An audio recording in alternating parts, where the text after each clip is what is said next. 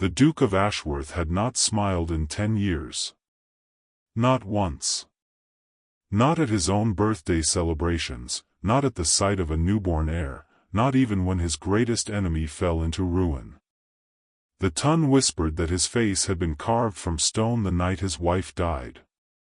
But tonight, at Lady Bellingham's glittering ball, a slip of a girl with ink-stained fingers and no title to her name made him laugh. Not a polite chuckle. A full, startled laugh that silenced the entire ballroom. And that single, unguarded sound would set in motion a chain of events that would shatter the carefully ordered world of the aristocracy and expose secrets no one ever expected to see the light of day. Eleanor Hartwell had not meant to cause a scandal. She had not even meant to be seen. As paid companion to the formidable Dowager Lady Whitmore, her instructions for the evening had been painfully clear: remain silent, remain invisible, and under no circumstances draw attention to yourself. She had followed those rules to the letter for 3 long hours, standing in the shadow of a potted palm while her employer gossiped with ancient friends. Her dull gray gown was chosen deliberately to blend into the wallpaper, and her dark hair was pinned back so severely it made her head ache. She was 23 years old, orphaned, penniless, and entirely forgettable. Or so she believed. But Eleanor had one fatal flaw: when she was nervous, she talked to herself. And being surrounded by the glittering elite of London society, knowing that one wrong step could cost her the only employment she had, made her very nervous indeed. She had retreated to a small alcove near the refreshment table, half hidden by a heavy velvet curtain, and was trying to calm her racing heart by reciting poetry under her breath. In her hand she clutched a small leather-bound notebook, the pages filled with stories she wrote late at night by candlelight, stories of adventure and romance that she never dared show another living soul. The notebook was her secret, her only escape from a life of quiet servitude. She had pulled it out to steady herself, but as she shifted her weight, her elbow caught a delicate porcelain vase perched on a pedestal beside her. Time seemed to slow. The vase tipped, wobbled, and began its graceful descent toward the marble floor. Eleanor lunged, notebook flying, and managed to catch the vase a mere inch from destruction. But the notebook sailed through the air and landed with a loud slap directly at the feet of a tall, dark figure who had been standing rigidly by the terrace doors, staring out into the night as if the party were a personal torture. Eleanor froze. The man looked down at the notebook, then slowly raised his eyes to meet hers. And her heart stopped. She knew that face. Everyone knew that face. The sharp cheekbones, the cold gray eyes, the mouth set in a hard line that had not curved upward since the tragic death of his young wife a decade ago. It was the Duke of Ashworth. The Stone Duke himself. And he was staring directly at her. For a long, terrible moment, the world held its breath. Eleanor's mind raced, searching for the proper apology, the correct curtsy, the exact words a well-trained companion should offer a duke. But the words that actually escaped her lips were not at all proper. She looked at her notebook, then at the vase in her hands, then back at the most feared nobleman in England, and said, "Well, that could have gone better. Though I suppose if I'd dropped the vase, at least my dreadful poetry would have died a noble death as a distraction." There was a beat of silence so deep she could hear the candles hissing in their sconces. And then the impossible happened. The Duke of Ashworth's stern mouth twitched. His chest expanded. And a sound emerged from him that no one in that ballroom had ever heard before. A laugh. Rich and surprised and utterly, magnificently human. It rolled through the room like thunder, stopping conversations mid-word, freezing dancers in their steps, causing heads to whip around in disbelief. Lady Bellingham herself dropped her fan. The Dowager Lady Whitmore looked as if she might faint. And Eleanor Hartwell stood frozen, clutching a vase and realizing with dawning horror that she had just done the one thing her employer had explicitly forbidden. She had drawn attention. The Duke's laughter faded as quickly as it had come, replaced by a look of shock that mirrored the faces around him. His gray eyes, which had sparkled for that single moment, turned flinty and guarded. He straightened his already perfectly straight coat, glanced around at the gawking crowd, and fixed Eleanor with a stare that could have frozen the Thames. "Who are you?" he demanded, his voice low and dangerous. Eleanor's throat had gone completely dry. Before she could answer, Lady Whitmore descended upon them like a hawk in silk, her face a mask of fury barely concealed by social pretense. "Your Grace, please forgive my companion," she said, her words dripping with false sweetness. "Miss Hartwell is new to my household and clearly does not understand the standards of behavior expected in polite society. I will see that she is dealt with." The Duke did not look at Lady Whitmore. His gaze remained fixed on Eleanor, as if she were a puzzle he could not solve. "Miss Hartwell," he repeated slowly, testing the name. "You have ink on your fingers." Eleanor looked down at her hands and felt her cheeks flame. The telltale stains from her late-night writing sessions were clearly visible. She had scrubbed them ruthlessly before the ball, but ink, like the truth, had a way of lingering. Yes, Your Grace. I'm a chronic sufferer of ink spills. It's a terrible affliction. I've been told there's no cure." The corner of his mouth twitched again, but this time he controlled it. The effort was visible, a battle between his natural reserve and something that looked dangerously like amusement. "Come," he said, and it was not a request. He extended his arm. "Walk with me." Lady Whitmore sputtered, her face purpling. "Your Grace, that is most irregular. Miss Hartwell is not, she is a companion. She is not suitable company for a man of your station." The Duke turned his cold stare upon the Dowager, and even that formidable woman took a step back. "I did not ask for your opinion, madam. I gave an instruction." He looked at Eleanor again. "Miss Hartwell." Now. Eleanor had two choices: obey the terrifying Duke and risk Lady Whitmore's wrath, or refuse the terrifying Duke and risk his. Neither option promised a pleasant future. But something in the Duke's gray eyes, beneath the ice, looked almost desperate. As if he needed to understand what had just happened to him as much as she did. She placed her hand on his arm, her ink-stained fingers resting against the fine black wool of his sleeve, and let him lead her away from the staring crowd, out through the terrace doors, and into the cool, moonlit garden. She did not know then that this single walk would alter the course of both their lives.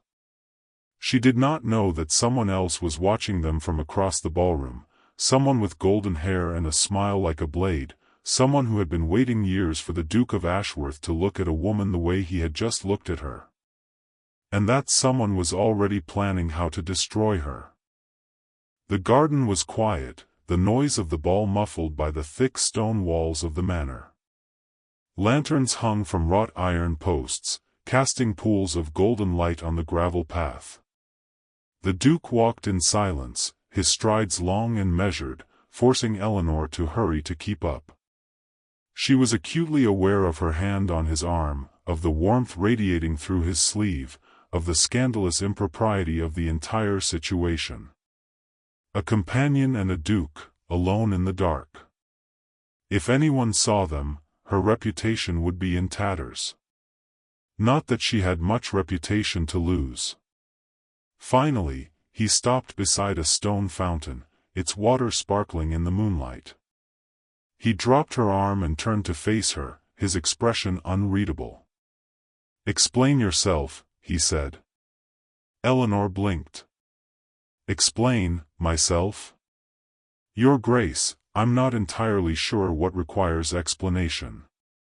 I dropped a notebook, caught a vase, and made an ill-advised comment about my terrible poetry. It's a fairly standard evening for me, minus the presence of a duke. You made me laugh. He said the words as if they were an accusation. As if she had committed a crime. I didn't intend to, she said honestly. Honestly, I was trying very hard not to be noticed at all. I'm not very good at it, apparently. I have not laughed in 10 years.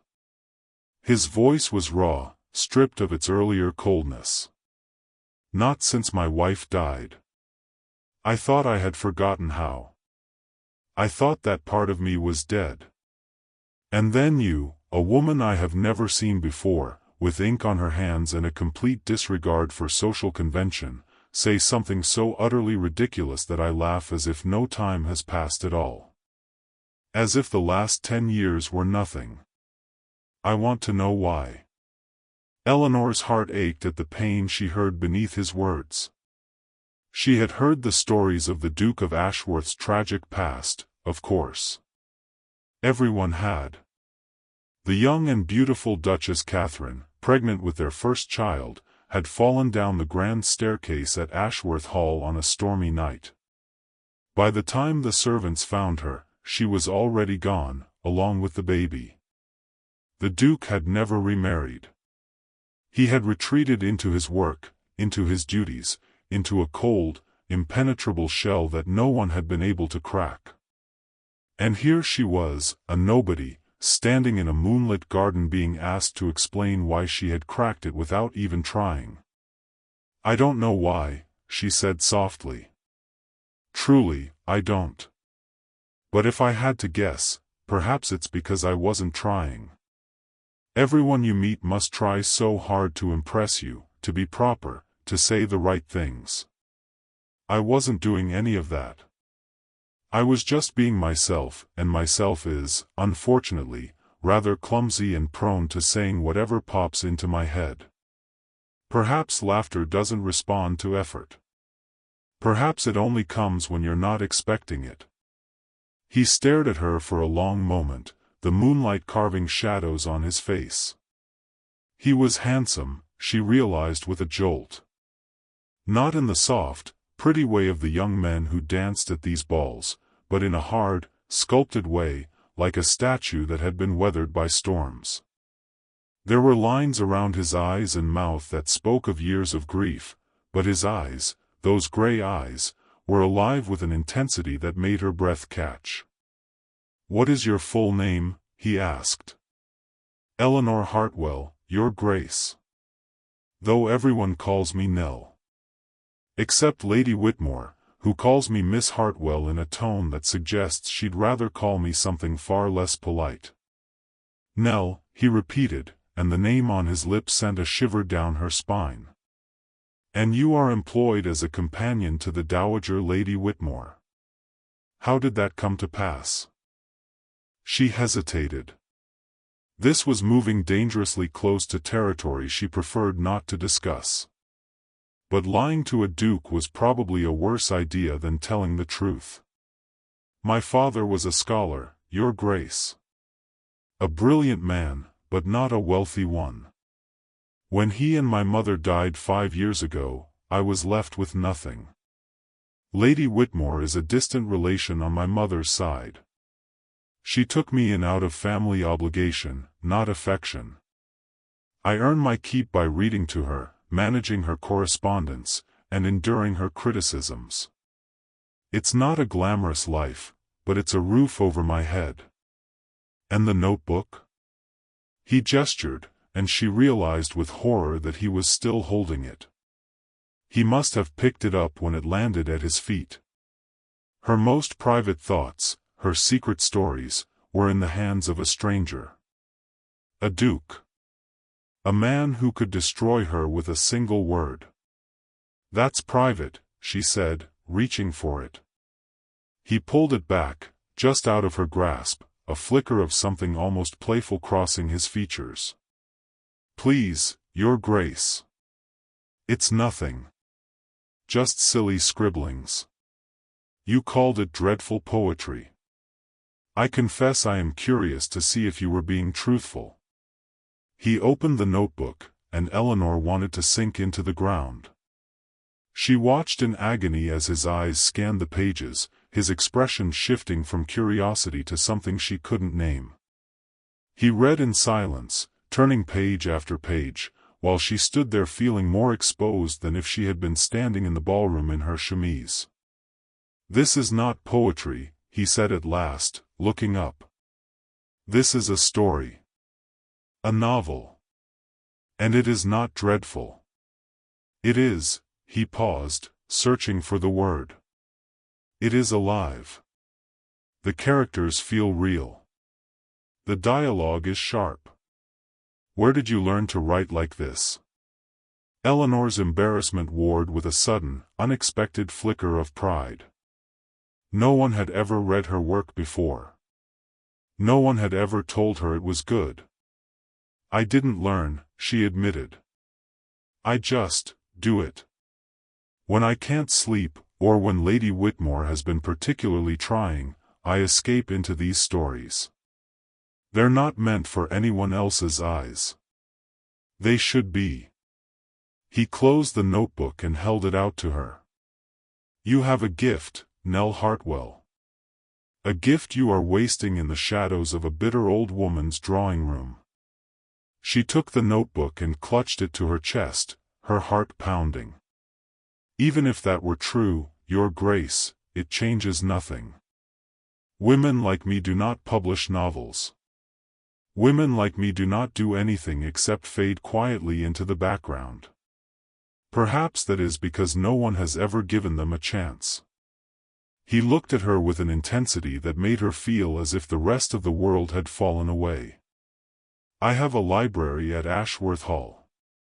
One of the finest private collections in England. It has been neglected for years, the catalogue in disarray. I require someone to organize it. Someone intelligent, discreet, and not easily intimidated. The position comes with a salary, comfortable quarters, and access to more books than you could read in a lifetime." He paused. "I am offering you that position." Eleanor's mouth fell open. You're offering me employment? Just like that? You don't even know me. I know that you made me feel something I thought was dead. I know that you write stories that deserve to be read. And I know that if you stay with Lady Whitmore, she will crush that spark out of you until you are as gray and brittle as she is. His voice softened, just a fraction. "I am not a kind man, Nell. I am not warm or charming or easy to live with. But I am offering you a chance to escape. Will you take it?" Every sensible bone in Eleanor's body screamed at her to refuse. To go to a duke's estate, alone, unchaperoned except for his household? It was scandalous. It could ruin what little reputation she had. And yet, the alternative was to return to Lady Whitmore's house, to endure the punishment that was surely waiting for her, to spend the rest of her life fading into wallpaper. And there was something else. Something in the Duke's eyes that looked like hope, fragile and barely acknowledged. She did not want to be the one to crush it. "Yes," she heard herself say. "I will take it." The Duke nodded, and for just a moment, the ghost of that earlier smile flickered across his lips. "Good. I will make the arrangements. Expect a carriage in 3 days' time." He turned and began to walk back toward the house, then paused and looked over his shoulder. "And Nell? Bring your notebook. The library at Ashworth Hall has many empty shelves. Perhaps one of them should hold a story of your own." He disappeared into the house, leaving Eleanor standing alone by the fountain, clutching her notebook and wondering if she had just made the best decision of her life, or the worst mistake imaginable. She did not see the figure who stepped out from behind a hedge the moment the Duke was gone. Lady Margaret Ashby watched her with eyes like chips of green ice, her perfectly painted lips curved into a smile that held no warmth at all. She had heard every word. And she was already weaving the threads of a plan that would ensure Eleanor Hartwell never found happiness at Ashworth Hall. If Margaret had her way, the little ink-stained companion would be gone within a month, and the Duke of Ashworth would be hers at last. No matter what it took. 3 days later, as promised, a gleaming black carriage emblazoned with the Ashworth crest pulled up in front of Lady Whitmore's modest townhouse. Eleanor had spent those 3 days in a haze of anxiety and anticipation.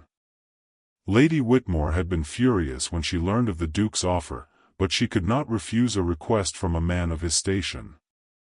She had spent the intervening hours reminding Eleanor of her inferiority, her lack of breeding, and the absolute certainty that she would fail and come crawling back begging for her old position. Eleanor had listened to it all with a calm face and a churning stomach, and when the carriage finally arrived, she walked out the front door without looking back. The journey to Ashworth Hall took the better part of a day. The carriage rolled through the crowded streets of London, past the grand houses of Mayfair, and out into the rolling green countryside. Eleanor watched the world change through the window, the soot-stained buildings giving way to open fields and ancient woodlands. By the time the carriage turned through a massive iron gate and began the long drive up to the house, her nerves were stretched taut as violin strings. And then she saw it. Ashworth Hall rose from the landscape like something out of a dream, or a nightmare, depending on one's perspective. It was a vast, sprawling manor of grey stone, with towers and turrets and rows of windows that glittered like eyes in the late afternoon sun. Ivy climbed the walls, softening the hard edges, and formal gardens stretched out on either side, meticulously maintained. It was beautiful. It was imposing. And somewhere inside those stone walls was a duke who had not smiled in 10 years, who had laughed at her joke and offered her a new life. What was she doing here? The carriage stopped before the grand entrance, where a line of servants stood waiting. Eleanor was helped down by a footman in immaculate livery, and a stern-faced man who introduced himself as Mr. Grimshaw, the butler, led her inside. The interior was just as grand as the exterior, with high ceilings, dark wood paneling, and portraits of long-dead Ashworth staring down at her with expressions of varying degrees of disapproval.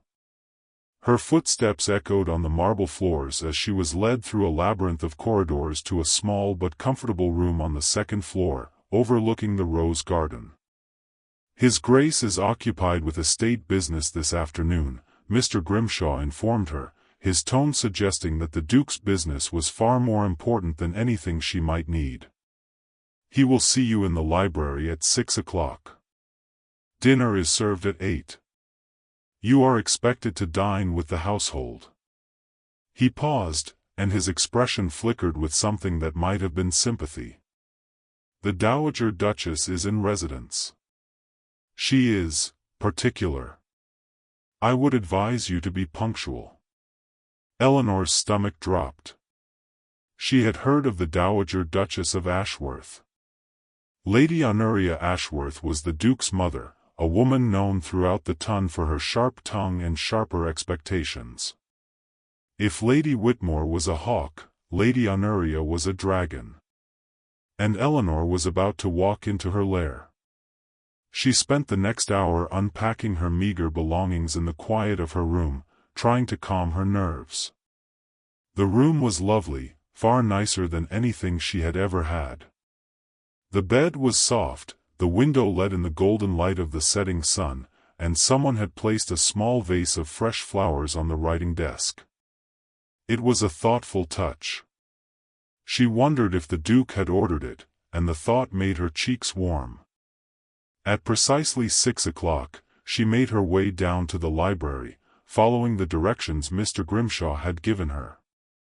The door was massive, carved from dark oak, and she pushed it open with a sense of reverence. What she saw inside stole her breath. The library at Ashworth Hall was not a room. It was a cathedral of books. Shelves rose 2 stories high, reached by spiral staircases and a wrought iron balcony. Thousands upon thousands of volumes filled every inch of space, their leather spines gleaming in the light of a massive chandelier. The air smelled of paper and dust and old leather, the most comforting scent Eleanor had ever known. For a long moment, she simply stood in the doorway, her heart swelling with a joy she had not felt in years. "You look as if you have found paradise." The Duke's voice came from behind her, and she spun to find him leaning against a bookshelf, his arms crossed. He was dressed more casually than she had seen him, in a dark coat and no cravat, his black hair slightly disheveled. He looked tired, but there was a warmth in his eyes that had been absent at the ball. "I think I have," she breathed. "Your Grace, this is.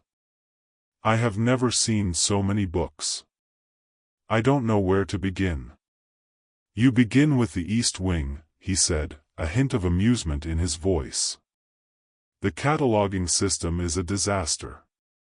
My father had a habit of buying entire collections and shoving them onto shelves in whatever order they arrived. It will take months to sort. Are you still willing?" "I would do it for free," she said honestly, and the moment the words left her mouth, she realized how forward that sounded. But the Duke did not seem offended. In fact, that almost smile flickered again. "Let us hope it does not come to that. Your salary is secure." He pushed off the bookshelf and walked toward her, his footsteps soundless on the thick carpet. "There is something I must tell you before you officially begin your duties. My mother is not pleased with my decision to hire you. She had other plans for this position. She will likely be cold to you. Perhaps more than cold. I will do what I can to shield you, but I cannot be everywhere. You must be prepared." Eleanor nodded, a knot forming in her stomach. "I have dealt with difficult employers before, Your Grace. I will manage." "I am sure you will." He studied her face for a moment, as if searching for something. "There is also Lady Margaret Ashby. She is a distant cousin of my late wife and a frequent guest. She has been helpful to my mother in recent years. She may not welcome a newcomer." The name sent a prickle of unease down Eleanor's spine, though she could not say why. She had never met Lady Margaret. But the way the Duke said her name, with a weariness that suggested a history, made her wary. "I will be polite," she said. "I have no doubt." He turned and gestured for her to follow. "Come. Dinner will be served soon, and my mother does not tolerate lateness. Let me show you the way to the dining room." The dining room was a cavernous space with a table long enough to seat 30, though only 3 places were set. The Dowager Duchess was already seated at the head of the table, a woman of perhaps 60 years with steel-gray hair and a face that had never known a moment of softness. Beside her sat a woman who could only be Lady Margaret Ashby. She was beautiful, there was no denying it. Golden hair, flawless skin, eyes the color of emeralds. She was dressed in a gown of deep green silk that accentuated every curve, and when she turned her gaze on Eleanor, that smile curved her lips. But the warmth did not reach her eyes. Those eyes were calculating, assessing, and they found Eleanor wanting in an instant. "So this is the young woman who has caused such a stir," Lady Honoria said, her voice dripping with disdain. "She looks ordinary enough. I fail to see what all the fuss is about." Eleanor curtsied, keeping her eyes down. "Your Grace." "My lady. It is an honor to be here." "I am sure it is," Lady Honoria replied. "Sit. Alexander, you are late." The Duke took his seat at the opposite end of the table, leaving Eleanor to sit in the middle, directly under the scrutiny of both women. The first course was served, a delicate soup that Eleanor could barely taste because her throat was so tight with nerves. Lady Margaret made polite conversation with the Dowager, discussing people and events Eleanor had never heard of, while the Duke ate in silence, his eyes occasionally flicking to Eleanor as if to check that she was still breathing. "I understand you were employed as a companion before this," Lady Margaret said suddenly, turning her green eyes on Eleanor. "How fascinating. I have always wondered what such a position entails. Do you simply sit with your employer and agree with everything she says? It must be terribly dull." There was a barb hidden in the sweetness, and Eleanor felt it prick. "It can be challenging," she said carefully. "But it taught me patience and discretion. Skills I hope will serve me well here." "I am sure they will," Lady Margaret purred. "Discretion is so important in a great house, is it not, Your Grace?" She looked at the Duke, and her smile widened. One never knows what secrets might be hiding in the corners. The Duke's jaw tightened. "The library is full of secrets, Lady Margaret. That is the nature of books. Miss Hartwell is here to organize them, nothing more." "Of course." Lady Margaret lifted her wine glass, her eyes glittering over the rim. "Nothing more." The rest of the dinner passed in a blur of strained conversation. By the time Eleanor retreated to her room, she was exhausted and unsettled. She had expected the Dowager to be cold, but Lady Margaret's presence felt like a warning. That woman wanted something, and Eleanor had the uncomfortable feeling that she was standing directly in the way of it. Little did she know that Lady Margaret had already begun to weave her web. A web that would soon entangle Eleanor in secrets she could never have imagined, and threaten to destroy the fragile connection she was just beginning to build with the Duke of Ashworth. For in the dark corners of Ashworth Hall, a truth waited to be uncovered, a truth someone would do anything to keep buried. The following week settled into a strange, quiet rhythm. Eleanor spent her days in the library, losing herself in the dusty stacks. The work was immense, but she loved every moment of it. She sorted through crumbling manuscripts, discovered first editions hidden behind piles of sermons, and began meticulously recording every volume in a leather-bound ledger. The Duke visited occasionally, always with some excuse, a question about an account book, a request to find a particular volume, but Eleanor suspected he simply wanted to watch her work. Sometimes he would sit in one of the deep armchairs and read while she moved through the shelves, the silence between them comfortable rather than awkward. She began to notice small things about him. The way his brow furrowed when he was concentrating. The way his shoulders gradually relaxed the longer he stayed in the library. The way he sometimes looked at her as if she were a puzzle he was trying to solve. One afternoon, about 10 days into her stay, she was on the top level of the library, balanced on a ladder and reaching for a volume wedged at the back of a high shelf, when she heard voices below. The library's acoustics were strange, sound from the ground floor carried clearly up to the balcony. She froze, not wanting to eavesdrop, but the voices were unmistakable, the Duke and Lady Margaret. "You are spending too much time with her," Lady Margaret was saying, her voice honeyed but with an edge of steel. "People are beginning to talk. A duke and a paid companion, closeted in the library for hours? It is unseemly, Alexander." "Miss Hartwell is my employee," the Duke replied, his tone clipped. "I am overseeing the cataloging of my own collection. There is nothing unseemly about it. Is there not?" A pause, the rustle of silk. "I have known you for 10 years. Since Catherine's death, you have not looked at any woman the way you look at that girl. You laughed at the Bellingham ball. Everyone heard it. And now she is living under your roof? People will draw conclusions. Let them draw whatever conclusions they wish. I am not answerable to the gossip of the ton. You are answerable to your mother. To your name. To me. The last words were spoken softly, intimately. I have waited a long time, Alexander. I have been patient. But my patience is not infinite. Eleanor's heart hammered. She pressed herself against the bookshelf, hardly daring to breathe. The Duke's voice, when it came, was dangerously quiet. What are you implying, Margaret? I am not implying anything. I am stating a fact. Your mother and I have an understanding. My late husband's connection to your family makes this a natural alliance. It is expected that you will marry me. Everyone expects it.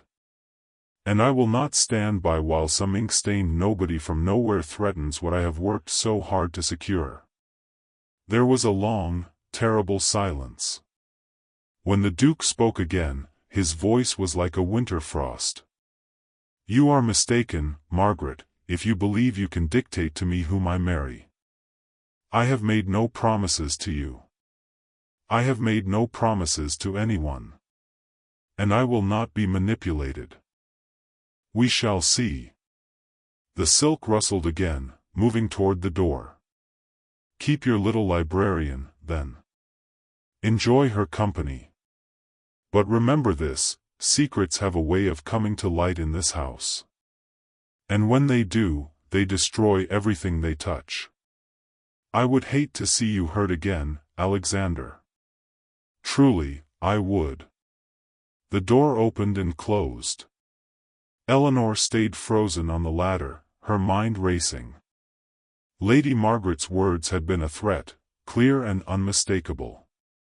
But what secrets was she referring to? And what did she mean when she said her late husband's connection to the family made a marriage natural?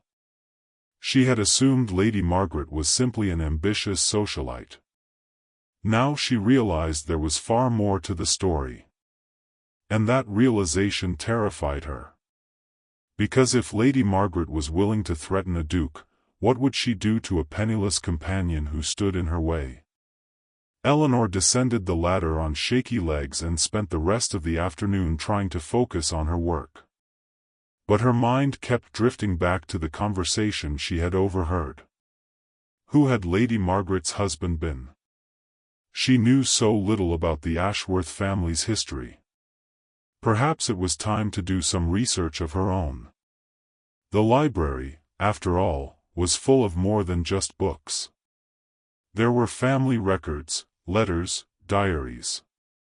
Somewhere in these shelves, the truth about the Duke of Ashworth's past was waiting. And Eleanor had a growing, uneasy feeling that she would need that truth if she was going to survive whatever storm was coming. That evening, after the household had retired, Eleanor lit a candle and crept back to the library. The massive room was eerily beautiful in the darkness, the chandelier dark, the shelves casting long shadows. She made her way to the section where she had noticed boxes of old correspondence during her cataloging. Letters tied with faded ribbon, diaries with cracked leather covers, documents that had not been touched in decades.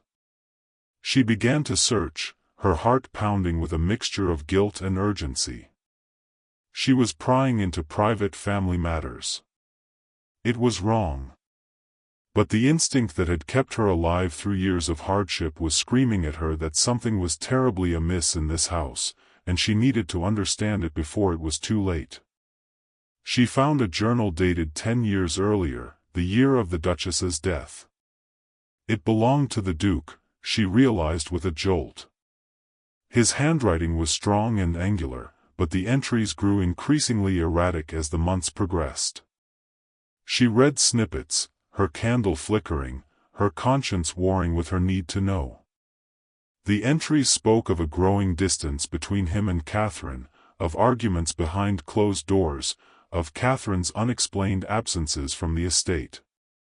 And then, a single line that made Eleanor's blood run cold: "She says the child is not mine." I do not know whether to believe her. She has lied about so much. But if it is true, I will never forgive her. And I will never forgive myself for what I might do. Eleanor snapped the journal shut, her hands trembling. The Duchess had claimed the child was not his? That changed everything. The tragic story of a devoted husband mourning his wife and unborn child crumbled into something far more complicated. And what had the Duke meant by "what I might do"? She could not believe he had hurt his wife. The man she was coming to know, the man who had laughed at her clumsy joke and offered her a new life, was not capable of violence. But grief and betrayal could drive even the best of men to dark places. She needed to know more. She was so absorbed in her thoughts that she did not hear the library door open. She did not hear the soft footsteps on the carpet. She only realized she was not alone when a hand closed over hers, and the candle was plucked from her grasp. She gasped and looked up into the face of the Duke of Ashworth.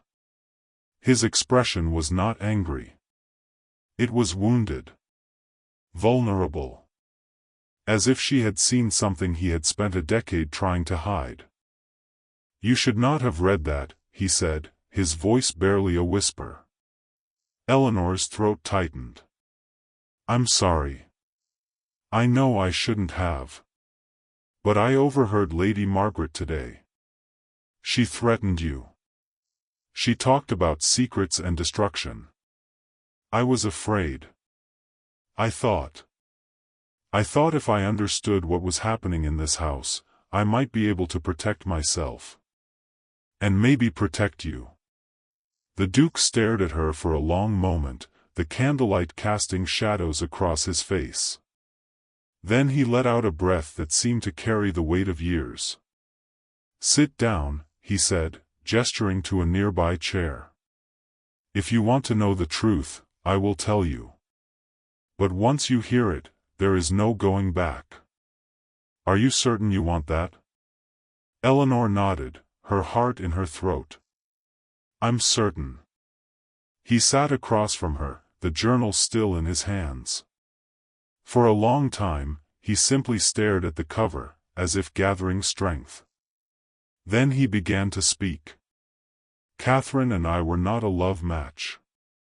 Our marriage was arranged by our families when we were children. I tried to be a good husband. I gave her everything she wanted. But she was restless. Unhappy. She found affection elsewhere. I knew about it, but I turned a blind eye. I thought if I ignored it, if I maintained the appearance of a perfect marriage, the pain would eventually fade. I was a coward." His voice was steady, but the pain beneath it was raw. "The night she died, we argued. She told me she was pregnant, and that the child was not mine. She said she was going to leave me, run away with her lover, and there was nothing I could do to stop her. I was furious. Betrayed. I said things I should not have said. I told her to go, to leave and never come back. She ran from the room in tears. And then, he closed his eyes. She fell. The stairs were slick from the rain. The servants found her at the bottom. She was already gone. And I have spent every day since wondering if my words drove her to that fall. If my anger killed her." Eleanor reached out without thinking and laid her hand over his. He flinched but did not pull away. "It was an accident," she said softly. "A terrible, tragic accident. You did not push her. You did not cause her to fall. I might as well have. I was her husband. I should have protected her, even from herself. Instead, I let my pride and my anger consume me. And after she died, I shut myself off from the world. I decided I did not deserve happiness. I did not deserve to smile, to laugh, to love. And for 10 years, I kept that vow. He looked at her, his gray eyes filled with a vulnerability that made her heart ache. Until you, with your ink-stained fingers and your absurd comments and your refusal to be intimidated by me. You made me forget, for a moment, the man I thought I had to be. And it terrified me. It still terrifies me. Eleanor did not know what to say. She had come to this house expecting to organize books and earn a salary.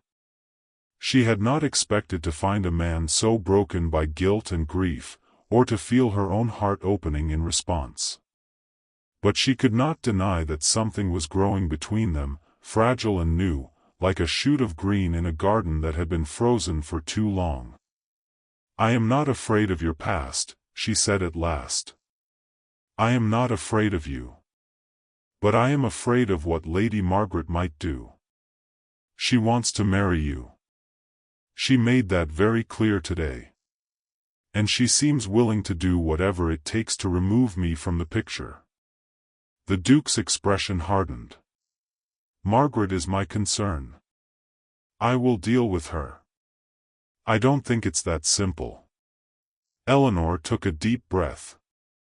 "There is more to her connection to this family than you have told me. Her late husband, who was he? How is he connected to Catherine?" The silence that followed was heavy. The Duke rose and walked to the window, his back to her. "Margaret's husband was James Harcourt," he said, his voice tight. "He was my closest friend. We grew up together. He was like a brother to me. And after Catherine died, I discovered something in her personal effects. Love letters. Signed with the initials J.H. Eleanor's stomach dropped. J.H. James Harcourt. Lady Margaret's husband was the father of Catherine's child? Yes. The word was a knife in the dark. James Harcourt betrayed me with my own wife. And Margaret knew. She has known all along. She has been using that knowledge to insinuate herself into my life, to make me feel obligated to her. She believes that because her husband wronged me, I owe her some form of reparation. Marriage, specifically. That's monstrous." Eleanor stood, her hands clenched at her sides. "She is blackmailing you with her husband's betrayal?" "Not openly. But the implication is always there. If I do not give her what she wants, she will ensure that the true story of Catherine's death, and my role in it, becomes public knowledge. The ton will tear me apart. My reputation, my seat in Parliament, everything I have built, will be destroyed." Eleanor felt a surge of protective fury unlike anything she had ever experienced. This woman, this beautiful, venomous woman, had been holding a grieving man hostage for years, using his guilt as a weapon. And now she saw Eleanor as a threat to her carefully laid plans. The danger was real. But so was Eleanor's resolve. "You cannot let her win," she said fiercely. "You cannot marry a woman who would do such a thing. There must be another way." The Duke turned to look at her, and in the candlelight, his face was a map of exhaustion and something that looked dangerously like hope. "You sound like you have a plan." "I don't," Eleanor admitted. "But I have a very large library, and I am very good at research. If Margaret has secrets, they are written down somewhere. People like her always leave a trail. Letters, ledgers, witnesses. If we can find proof of her scheming, proof that she knew about the affair and has been using it to manipulate you, then the power shifts. She can no longer threaten you without destroying herself." The Duke stared at her for a long moment. Then, slowly, a smile spread across his face. It was not the startled laugh of the ballroom. It was something softer. Warmer. Genuine.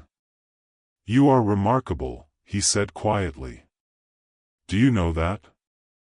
Eleanor felt her cheeks flush. "I am simply practical. And stubborn. And I refuse to let a woman like that win." "Then we are allies." He crossed the room and took her hands in his, and Eleanor's heart stuttered at the contact. His hands were warm and strong, and they held hers as if she were something precious. "Whatever comes next, we face it together. But you must be careful. Margaret is dangerous.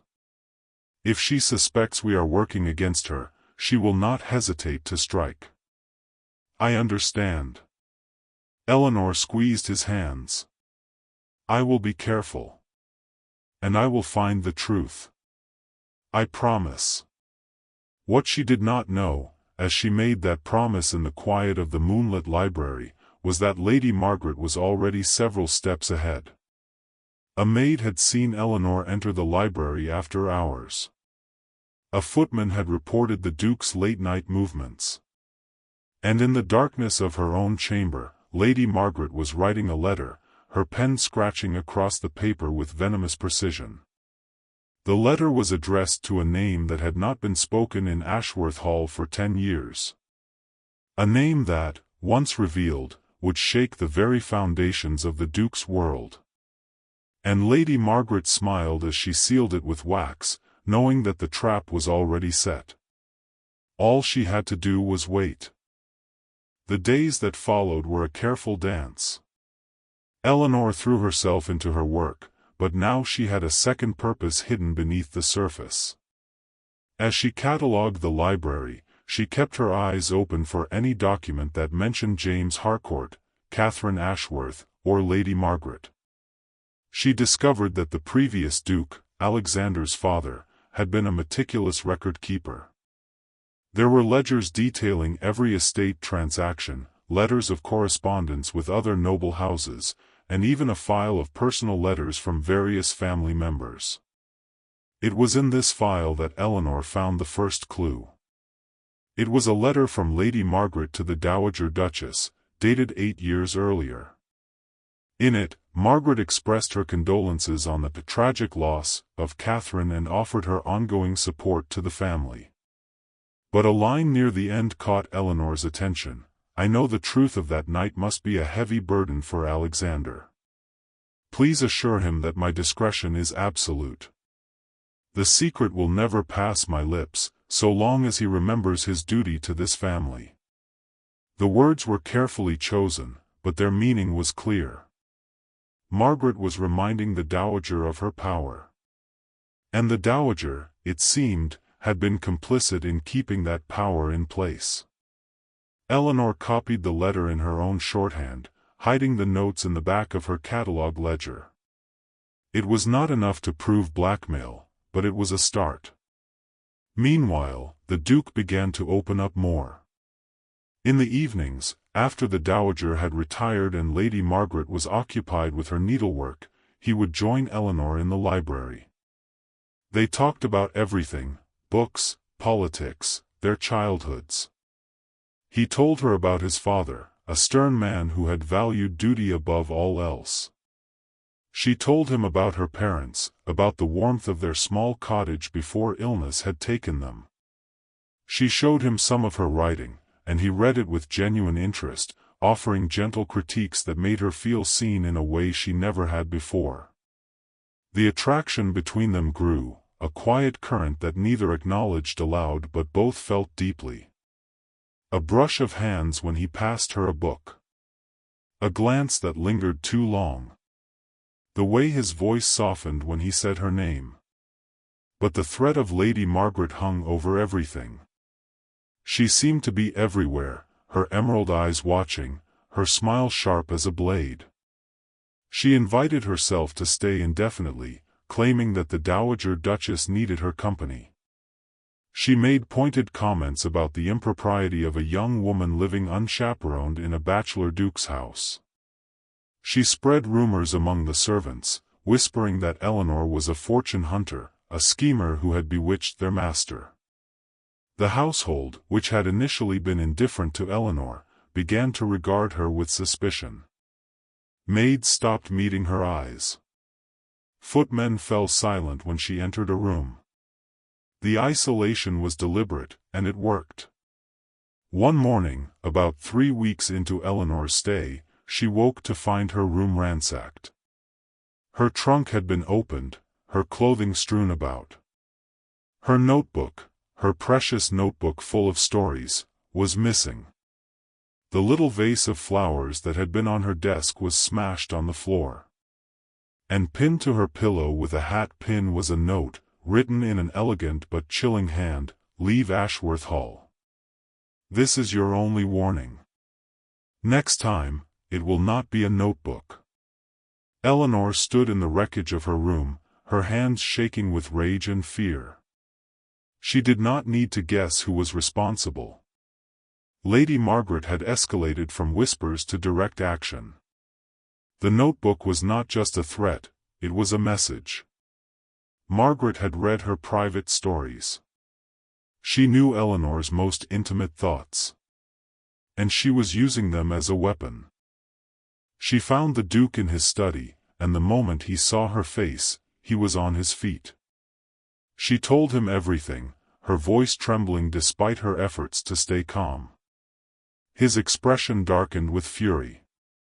"She has gone too far," he growled. "I will confront her directly. I will have her removed from the estate." "No," Eleanor said, catching his arm. "That's what she wants. She wants you to act rashly, to give her an excuse to make a public scandal. If you throw her out without proof, she will go straight to London and tell every gossip she knows that you have been keeping a mistress under your roof and that you turned against a loyal family friend to protect her. You'll be ruined, and so will I." The Duke's jaw clenched. "Then what do you suggest?" "We need evidence. Real evidence. And I think I know where to find it." She told him about the letter she had found, about her suspicions that the Dowager Duchess was involved. "Your mother has known about the blackmail for years. She may even have evidence of her own. Letters from Margaret, perhaps. Documents that prove the threat." "My mother would never help us," the Duke said bitterly. "She has been pushing me toward Margaret for years. She believes the alliance is the only way to protect the family name.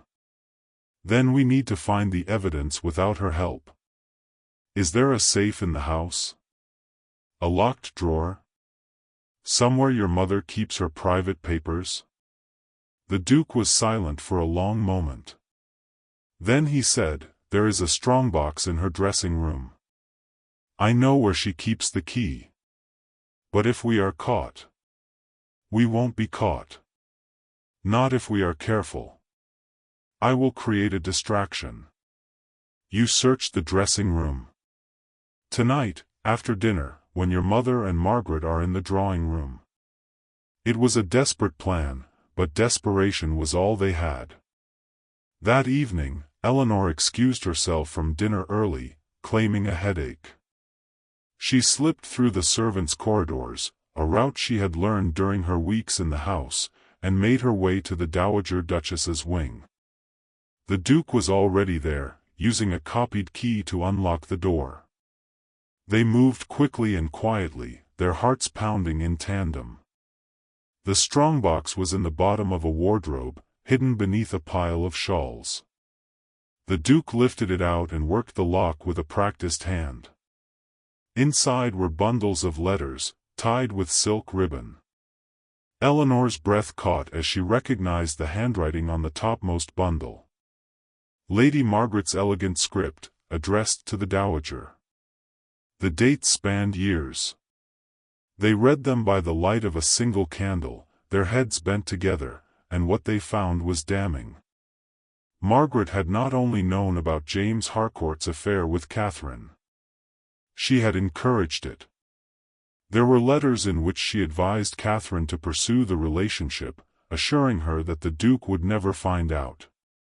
There were letters to the Dowager, written after Catherine's death, in which Margaret promised to keep the secret of the child's true paternity in exchange for the Dowager's support in securing a marriage to Alexander. And there was one letter, more recent, in which Margaret outlined a plan to discredit Eleanor. I will spread rumors that she is a thief. A brooch will go missing. Her reputation will be destroyed before she can sink her claws deeper into Alexander. The little ink-stained wretch will be gone within a fortnight. Eleanor's hands were shaking, but not with fear.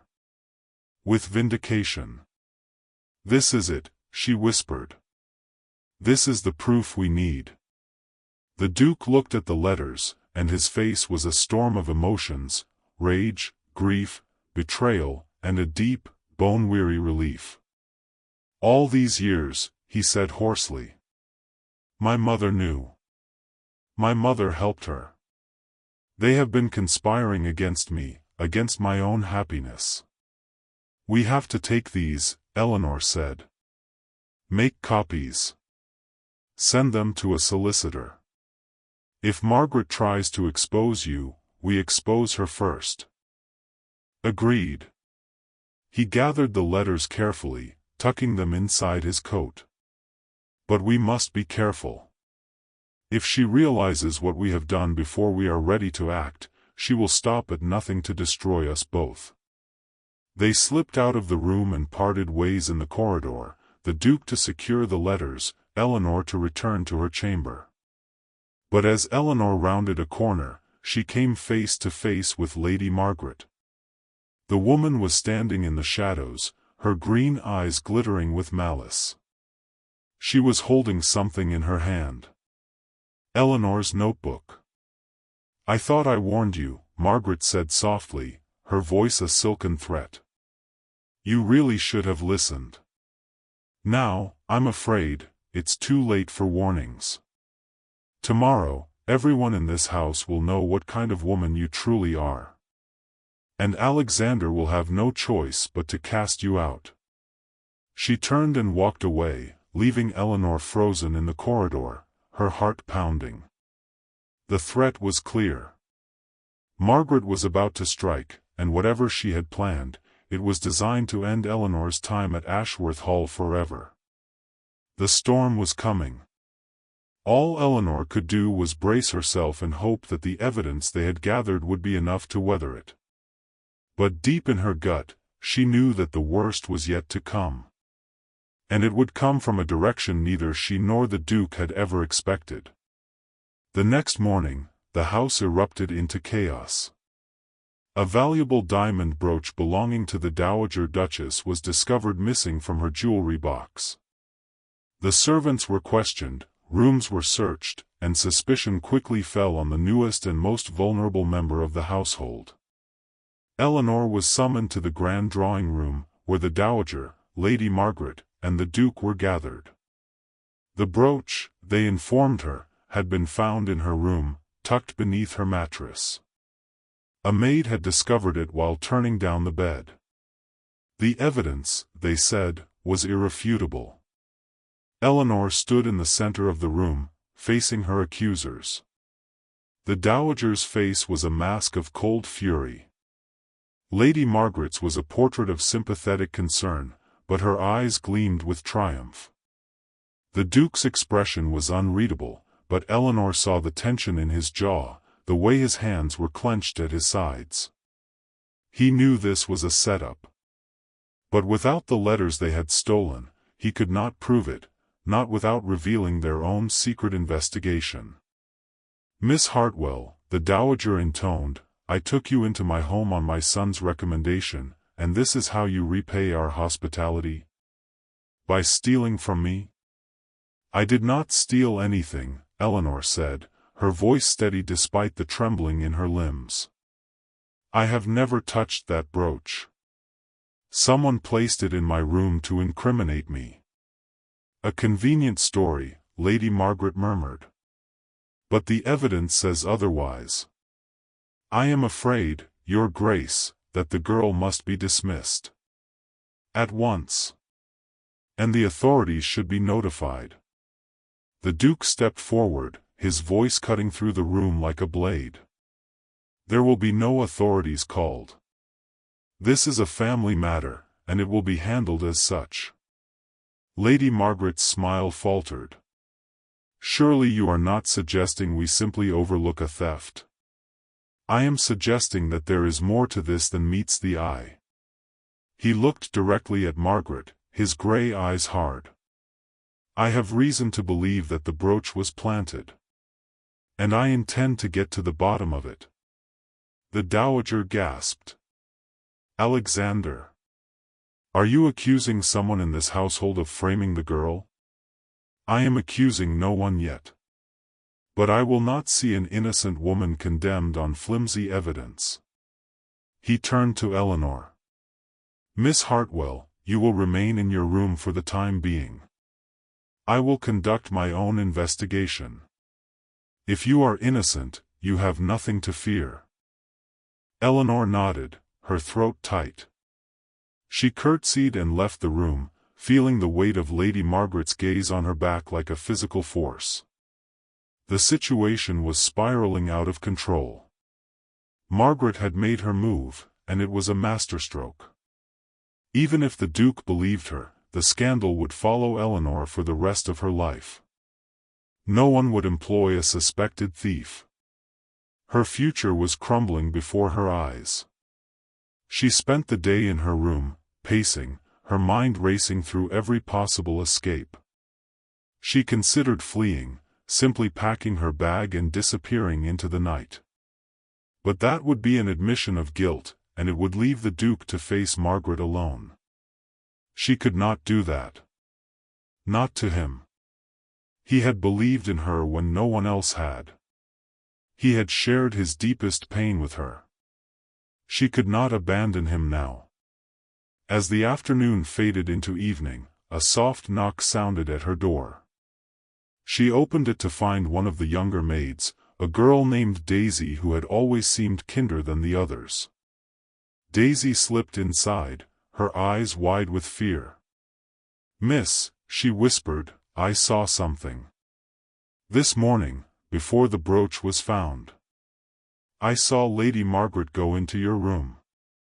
I didn't think nothing of it at the time. She said she was looking for a book you borrowed, but then the brooch was found, and I didn't know what to do." Eleanor's heart leaped. A witness. "Daisy, will you tell the Duke what you saw?" Daisy bit her lip. "I'm scared, miss. Lady Margaret, she's powerful. If I speak against her, I could lose my position. My family depends on my wages." "I understand." Eleanor knelt and took the girl's hands. "But if you stay silent, an innocent person will be punished. And Lady Margaret will go on hurting people. Please. The Duke will protect you. I will protect you. You just have to be brave for a few minutes." Daisy hesitated, then nodded slowly. "All right, miss. I'll tell him." That evening, the household was summoned to the library. The Dowager sat in a high-backed chair, her face pinched. Lady Margaret stood by the fireplace, her posture confident.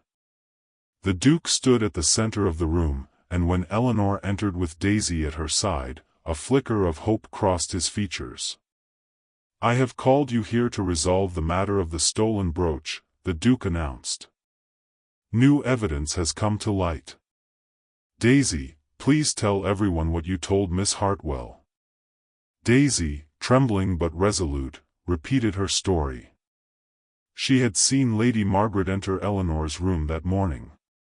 She had heard a rustling, and when Lady Margaret emerged, she was carrying something small in her hand. She had not thought to question it until the brooch was discovered. Lady Margaret's composure cracked, but only for an instant. Then she laughed, a cold, brittle sound. This is absurd. The word of a servant girl against a lady of quality? You cannot be serious, Alexander. I am entirely serious, the Duke replied. And there is more. He reached into his coat and withdrew the bundle of letters. The color drained from Lady Margaret's face. The dowager leaned forward, her eyes widening. These letters, written in Lady Margaret's own hand, detail a years-long campaign of manipulation and blackmail against this family. They reveal that she knew of her husband's affair with my late wife, and that she has been using that knowledge to coerce my mother into supporting her schemes. They also contain explicit instructions to frame Miss Hartwell for theft. The room was silent. The dowager looked as if she had been struck. "Honoria, is this true?" she whispered, addressing her daughter-in-law by her first name in her shock. "You knew? All these years, you knew?" Lady Margaret's mask slipped entirely. Her face contorted with rage. "You foolish old woman. Of course I knew. James was mine, and she took him from me. Catherine, with her simpering smiles and her pretty tears. She stole my husband's heart, and then she had the audacity to carry his child. When she died, I thought justice had been served. But then Alexander refused to mourn properly. He refused to marry me. He locked himself away in this mausoleum of a house and left me with nothing. I deserved compensation. I deserved a title." "You are a monster," the Duke said quietly, his voice laced with disgust. "You have been poisoning this family for a decade. But it ends tonight." Margaret laughed, a wild, desperate sound. "You think this ends? You think a few letters will destroy me? I have powerful friends. I will tell everyone that you hired a mistress and conspired against me. I will ruin you, Alexander. I will ruin her." She pointed a shaking finger at Eleanor. "That little ink-stained nobody will never show her face in polite society again." "You will do nothing," came a new voice from the doorway. Everyone turned. Standing there was a man none of them had expected, a tall, gray-haired gentleman in the robes of a magistrate. Beside him was a second man, younger, with a leather satchel. The Duke's solicitor. "I took the precaution of sending copies of these letters to the authorities this afternoon," the Duke said calmly. "Lord Ashford here has already seen the evidence. Lady Margaret, you are under arrest for blackmail, conspiracy to commit theft, and defamation of character." Margaret's face went white. She opened her mouth to speak, but no sound came out. The magistrate stepped forward and took her arm firmly. "Lady Margaret Ashby, you will accompany me to London. There will be a hearing. If the charges are proven, you will face serious consequences." For a long moment, Margaret simply stared at the Duke, her eyes burning with a hatred so pure it was almost palpable. Then, without another word, she allowed herself to be led away. The sound of her footsteps faded down the corridor, and the library fell into a heavy silence. The Dowager Duchess sat frozen in her chair, tears streaming down her face. "Alexander," she whispered. "I did not know. I did not realize how far she had gone. I only wanted to protect the family. She said if I did not help her, she would expose Catherine's disgrace. I could not bear the shame." The Duke's expression softened, just slightly. "We will talk about this later, Mother. For now, you should rest. Grimshaw, please escort the Dowager to her chambers." The old woman was helped away, leaving Eleanor and the Duke alone in the vast, book-lined room. The silence between them was thick with unspoken emotion. Eleanor's legs felt weak. It was over. The nightmare was over. But the cost, the revelations, the tangled web of lies, she felt wrung out, hollow. The Duke crossed the room and stood before her, his gray eyes searching her face. "Are you all right?" he asked, his voice rough. "I think so," she managed. I cannot believe it is truly finished." "It is finished." He reached out and gently took her hands, just as he had that night when he had first told her the truth about Catherine. "You were extraordinary. If you had not found that first letter, if you had not pushed me to search for more evidence, I would have been trapped forever. You saved me, Nell." She shook her head, a tear slipping down her cheek. "I only did what anyone would do." "No. You did what no one else has done in 10 years. You saw the man behind the mask. And you refused to let him go." He lifted one hand and brushed the tear from her cheek with his thumb. The touch sent a shiver through her. "I told you once that I did not deserve happiness. I believed that for a decade. But you have shown me that happiness is not about deserving. It is about allowing yourself to feel. And you, Eleanor Hartwell, make me feel more than I ever thought possible." Her heart was pounding so hard she thought it might burst. "What are you saying?" "I am saying that I love you." The words were simple, unadorned, and they landed in her chest like a spark landing on dry tinder. "I have loved you since the moment you made me laugh at that ridiculous ball. I was too afraid to admit it, too bound by guilt and fear. But I am not afraid anymore. Margaret is gone. The secrets are out. And I am standing here, asking you, begging you, to stay. Not as my librarian. As my wife." Eleanor stared at him, her mind reeling. A duke. A proposal. This man, who had been so cold and distant, was offering her his heart. And she realized, with a certainty that settled deep in her bones, that she loved him too. She loved his brokenness and his strength. She loved the way he fought for justice. She loved the way he looked at her as if she were the only light in a dark world. "Yes," she whispered. "Yes, I will marry you." The smile that broke across his face was not the startled laugh of the ballroom.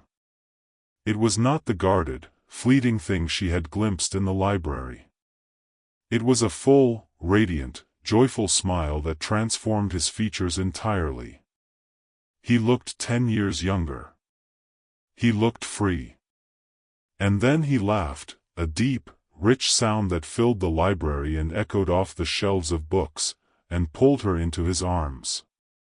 They were married 3 months later, in the small chapel on the Ashworth estate, surrounded by a handful of trusted friends and a surprisingly subdued dowager duchess, who had begun the long, difficult process of making amends. The scandal of Lady Margaret's arrest had rocked the ton, but the truth, once revealed, had cleared the Duke's name and exposed Margaret's schemes. She was convicted of blackmail and sent into exile in the countryside, stripped of her influence and her reputation. The Duke's reputation, far from being destroyed, was enhanced by the public sympathy for his years of silent suffering. And Eleanor, the ink-stained companion who had dared to stand up to a scheming noblewoman, became a quiet legend.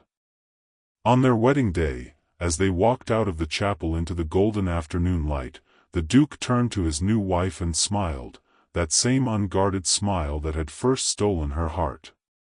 "I have a gift for you," he said, and handed her a leather-bound book. She opened it and gasped. It was her novel. Her secret story, the one Margaret had stolen. But it was no longer a handwritten notebook. It was a printed volume, beautifully bound, with her name on the cover, Eleanor Ashworth.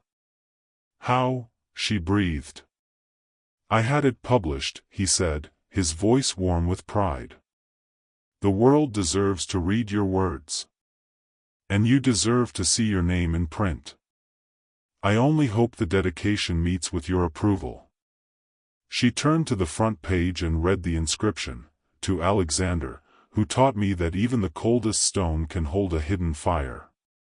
And who laughed, at last, and gave me the courage to laugh with him." Tears blurred her vision.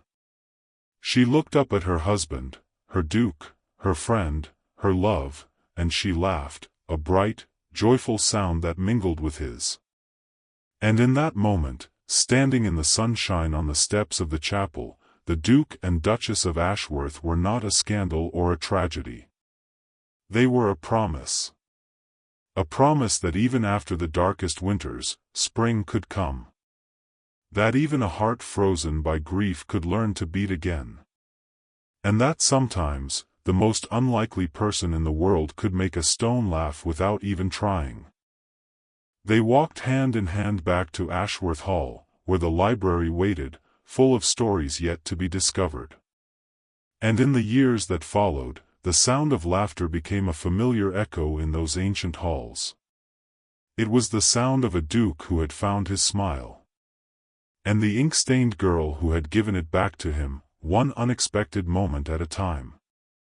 And if you've stayed with me until the very end of this tale, I want to thank you from the bottom of my heart.